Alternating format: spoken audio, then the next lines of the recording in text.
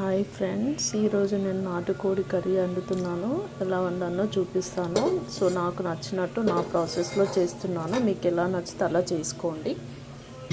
First అయితే నేను కుక్కర్లో ఆయిల్ పోసుకున్నాను. ఆయిల్ అయితే వేడైపోయింది ఫ్రెండ్స్. సో నేను ఇప్పుడు పచ్చిమిర్చి వేసుకుంటున్నాను. ఫస్ట్ అయితే ఆనియన్స్ వేసుకుందాము, కట్ చేసిన ఆనియన్స్. ఇప్పుడైతే ఆనియన్స్ వేసేసాను ఫ్రెండ్స్. ఇది కొంచెం ఫ్రై అయ్యాక వెయిట్ చేద్దాం.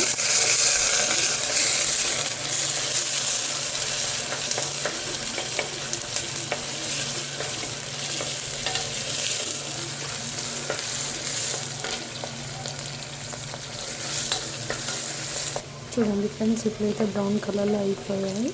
సో ఇందులో పచ్చిమిర్చి వేస్తాను.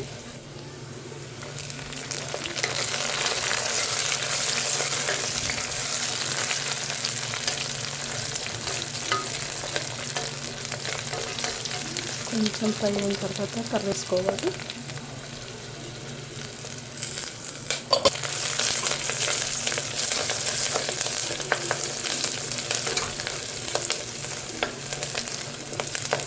సో అవి ఫ్రై అయిపోయాయి ఫ్రెండ్స్. సో నేను పసుపు యాడ్ చేసుకుంటున్నాను.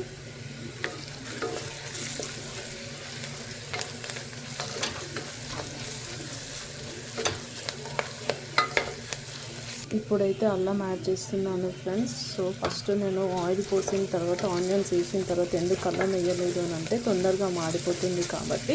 సో నేను అప్పుడు అల్లం వేయలేదు. ఇప్పుడు పసుపు వేసిన తర్వాత అల్లం వేసాను. సో మీకు ఎలా నచ్చితే మీరు అలా వేసుకోండి.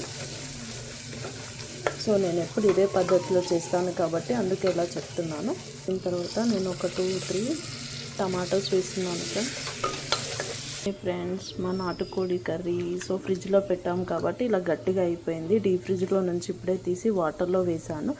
సో వేడికి కుక్కర్లో వేయగానే వేడికి విడివిడిగా అయిపోతుంది.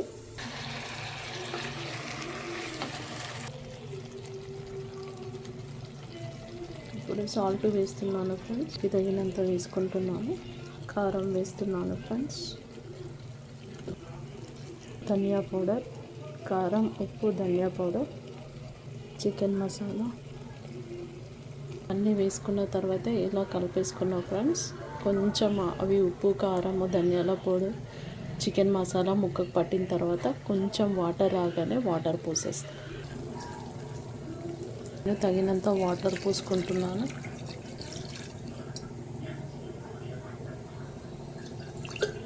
వాటర్ పోసుకున్న తర్వాత ఇలా కలిపేసుకొని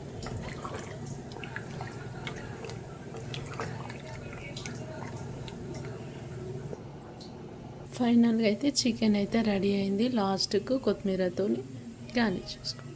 నచ్చితే లైక్ చేయండి, షేర్ చేయండి, సబ్స్క్రైబ్ చేయండి. Thank you my dear family members.